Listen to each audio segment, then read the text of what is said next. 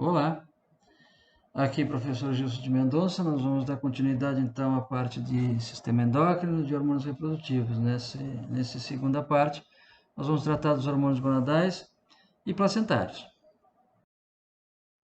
Os hormônios gonadais, eles são hormônios produzidos pelas, como o próprio nome sugere, produzidos pelas gônadas, no caso, a gônada feminina ovário ou a gônada masculina testículo. São hormônios esteroides, ou seja, naquela classificação bioquímica dos hormônios são esteroides, derivados do colesterol, portanto. Primariamente, esses hormônios são produzidos pelas gônadas, mas também podem ser produzidos pelas glândulas adrenais ou suprarrenais, Tem uma categoria de hormônios córtico-esteroides chamados androgênios suprarrenais.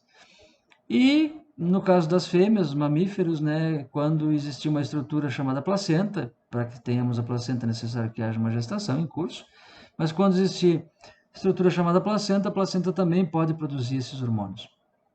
Os hormônios gonadais são agrupados em três grandes grupos, Os andrógenos, principal representante é a testosterona, os estrógenos, principal representante é o estradiol, e os progestágenos, cujo principal representante é a progesterona. Na categoria dos estrógenos, então, o estradiol é o representante primário, mas além do estradiol existem outras formas de estrógenos, a estrona e o estriol, por exemplo, são hormônios considerados secundários. Existem algumas substâncias presentes em algumas plantas chamadas estrógenos vegetais, na verdade são as isoflavonas. Em animais herbívoros que consomem determinadas plantas que são naturalmente ricas nessas substâncias, esses animais podem apresentar transtornos reprodutivos. Existe inclusive uma doença chamada infertilidade dos trevos, em que é pelo excesso de consumo dessas substâncias. Então são moléculas parecidas com os estrógenos de origem animal, porém são de origem vegetal. Os estrógenos, em função de serem esteroides, de serem derivados do colesterol, eles são carregados na corrente circulatória através de proteínas ligadoras, proteínas de transporte, como por exemplo a própria albumina. Principais funções dos estrógenos. No sistema nervoso central, os estrógenos estão relacionados com a indução do comportamento de cio, em algumas espécies em associação com a própria progesterona. Então, todo aquele comportamento de cio, especialmente nas fêmeas, de aceitação do macho, mudanças comportamentais, sinais de cio, são funções, são respostas à ação dos estrógenos em nível do sistema nervoso central. No trato reprodutivo, no útero, os estrógenos potencializam a ação da ocitocina e da prostaglandina F2-alfa. Com isso, nós temos uma tendência de aumentar a amplitude e a frequência das contrações da parede uterina, do miométrio. E nos indivíduos sexo feminino são responsáveis pelas características sexuais secundárias femininas. Características sexuais secundárias são aquelas características fenotípicas que diferenciam indivíduos do sexo masculino e do sexo feminino, sem necessariamente ter a presença da gônada. Então, dependendo da espécie, algumas características são bem identificáveis, não considerando a gônada, não considerando a presença de ovário na fêmea, não considerando a presença de testículo no macho, mas mesmo assim é possível separar, diferenciar machos e fêmeas por essas características sexuais secundárias, no caso femininas, determinadas pelos estrógenos. Na glândula mamária, os estrógenos estão relacionados ao crescimento de ductos, não de parênquima secretor, mas de ductos, que são igualmente importantes para a drenagem dos alvéolos mamários e do leite produzido. Os estrógenos têm uma fase de retroalimentação hipotalâmica para a liberação de LH e FSH, então eles também estão envolvidos aí na regulação da liberação de LH e FSH. Em animais ruminantes, especificamente ruminantes, os estrógenos têm um efeito anabólico proteico, porque eles estimulam na adenohipófise a liberação do hormônio do crescimento. Então, nos animais ruminantes esse efeito é importante, é um efeito anabólico importante. Em outras espécies não se verifica, mas em ruminantes sim. E dependendo da espécie animal que nós tratarmos, os estrógenos podem ter uma ação luteolítica ou luteotrófica. Por exemplo, em bovinos, em fêmeas bovinas, em vacas, a ação dos estrógenos é muito mais luteolítica. Em bovinos e em ovinos também, em ovelhas, né, em fêmeas de ruminantes. Já em não ruminantes, especialmente nos suínos, a fêmea suína, o efeito dos estrógenos é muito mais de natureza luteotrófica do que luteolítica. Os progestágenos, a segunda categoria de hormônios que estamos tratando, a progesterona é o principal representante dos progestágenos. Progesterona é secretada pelo corpo lúteo, quando esse corpo lúteo estiver presente e funcional. Progesterona também pode ser secretada pela placenta, mais uma vez, quando existir placenta, né? Quando existir uma gestação em curso e a formação da placenta. Ou então a progesterona pode ser secretada pelas glândulas suprarrenais. A progesterona é um intermediário na via de biossíntese dos hormônios corticosteroides. A progesterona é transportada na corrente circulatória por uma proteína de ligação, a semelhança de todo e qualquer esteroide. E a secreção de progesterona é estimulada pelo hormônio adenipofisário LH. Principais funções da progesterona. A progesterona tem uma função primordial e principal, que é a preparação do endométrio uterino para a implantação embrionária e para a manutenção da gestação.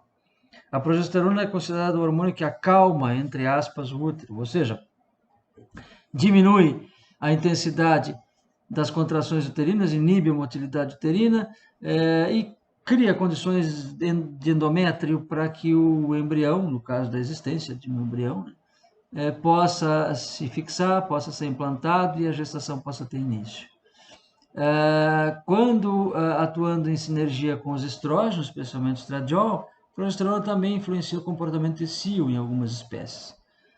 Na glândula mamária, a progesterona também é um hormônio importante para o desenvolvimento do tecido secretor, né? Desenvolvimento e capacitação das células alveolares mamárias para a secreção dos componentes do leite. E a progesterona também pode interferir na secreção de LH, do hormônio luteinizante, que é um hormônio adenipofisário, no sentido de inibir a secreção desse hormônio.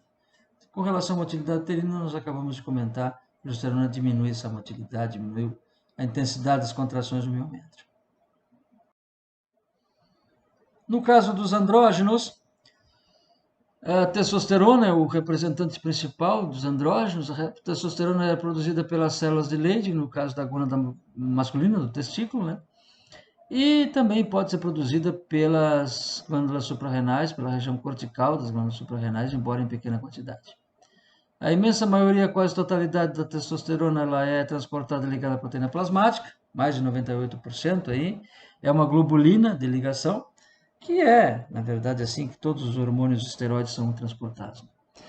Nos equinos, nos garanhões, nos machos da espécie equina,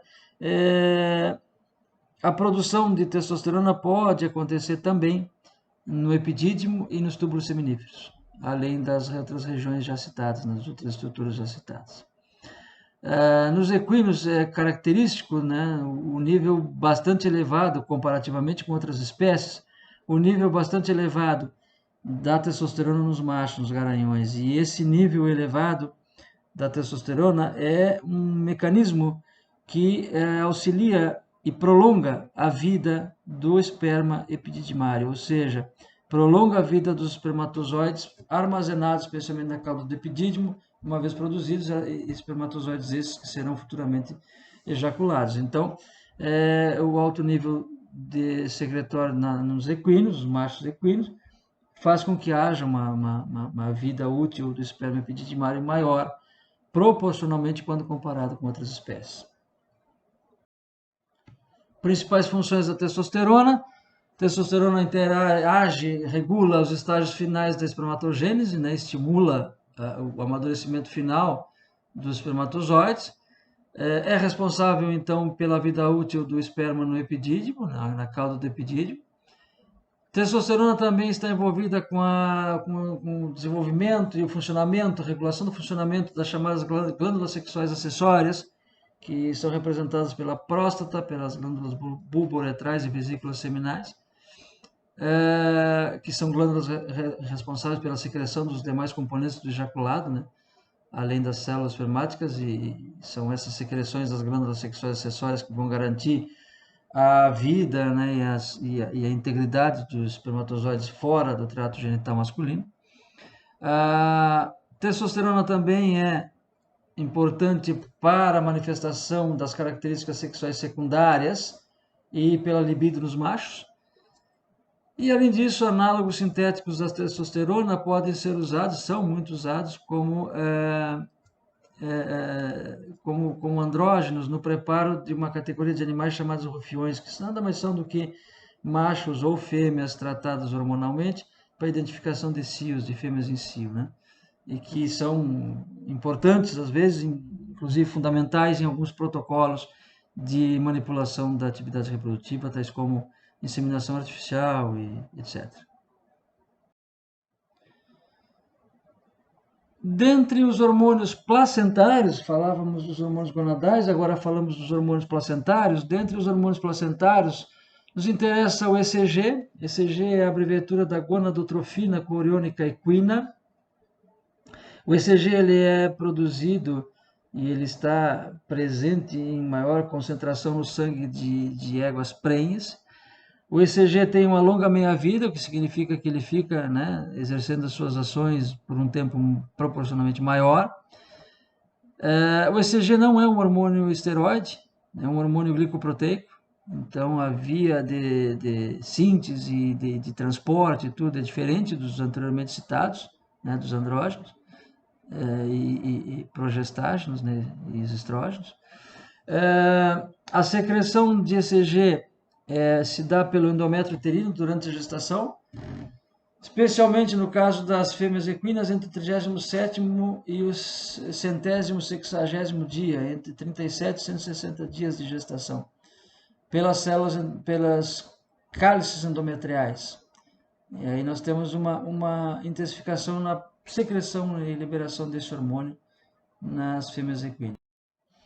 A atividade do ECG é muito semelhante à atividade das gonadotropinas, e ele é um hormônio responsável pela luteinização de folículos nas fêmeas equinas, nas éguas.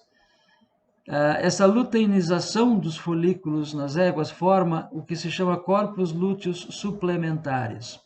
Na verdade, os corpos lúteos suplementares eles podem ser de duas origens. Podem ser os corpos lúteos acessórios, que nada mais são do que folículos anovulatórios, ou seja, folículos que não completaram o seu amadurecimento, não liberaram um ovócito, um óvulo, são chamados folículos anovulatórios, e eles sofrem o processo de luteinização, né? Sofrem o processo de formação de um tecido luteal no seu interior. Esses são chamados corpos lúteos acessórios. Os corpos lúteos secundários são aqueles originados a partir de folículos que romperam, que liberaram seus gametas, né, de folículos que ovularam, que entraram no processo de ovocitação. Então, independentemente se é corpo lúteo acessório ou se é corpo lúteo secundário, o somatório dessas estruturas vai formar o que se chama nas éguas de corpos lúteos suplementares. Mas as éguas podem ter até 25 corpos lúteos suplementares no ovário em que houve a liberação do gameta. E isso faz com que, havendo um número muito maior de corpos lúteos do que o necessário, na maioria das espécies é um corpo lúteo só, que se forma no folículo que rompeu, ponto final, mas nas éguas não. Então, esse número maior de corpos lúteos suplementares faz com que haja também uma produção, né, de progesterona maior nas fêmeas dessa espécie, o que é necessário para garantir a gestação nos estágios iniciais. Quando o ECG ou análogos sintéticos do ECG são administrados a outras espécies, que não os equinos, se verifica na maioria das vezes uma atividade muito semelhante ao FSH-LH. Ou seja, o ECG em outras espécies apresenta atividade semelhante às gonadotropinas. E mais próximo da ação do FSH, ou seja, em outras espécies o ECG estimula recrutamento e crescimento folicular e amadurecimento folicular. Portanto, intensificando e estimulando a liberação de ovócitos, né? O ECG e os análogos sintéticos do ECG são utilizados, podem ser utilizados em protocolos de manipulação da atividade reprodutiva, muitas vezes quando a intenção é induzir superovulação, induzir uma liberação de ovócitos maiores e, consequentemente, né, gametas, número maior de gametas, o que é um protocolo mais comum aí nos, nos, nos protocolos de ATF ou de transferência de embrião. Então, pode-se usar esses análogos sintéticos do ECG em função dessas características do hormônio já citadas. O lactogênio placentário é mais um hormônio não gonadal, né? Mas um hormônio que pode estar relacionado aí estará relacionado com a regulação da atividade reprodutiva. Lactogênio placentário, como o próprio nome diz, é produzido pela placenta, né? Então é necessário que haja, no caso dos mamíferos, que haja uma placenta funcional, né? Formada e funcional. O lactogênio placentário tem ações e propriedades similares à prolactina e ao hormônio do crescimento. Ele regula a passagem de nutrientes para o feto, né, através da placenta, através da ligação mãe-filho pela placenta. O lactogênio placentário também estimula o desenvolvimento da glândula mamária, mais para o final da gestação, né, e a secreção dos componentes do leite, o que nesse caso seria colostro, no caso mamíferos, né, e é o primeiro leite, o primeiro alimento que o recém-nascido vai obter. E os seus níveis plasmáticos estarão aumentados e será mais facilmente detectado no soro no último trimestre de gestação, nas fêmeas dos mamíferos, né, das espécies que têm gestações placentárias. Era o que tínhamos a comentar no momento a respeito de hormônios da reprodução. Muito obrigado.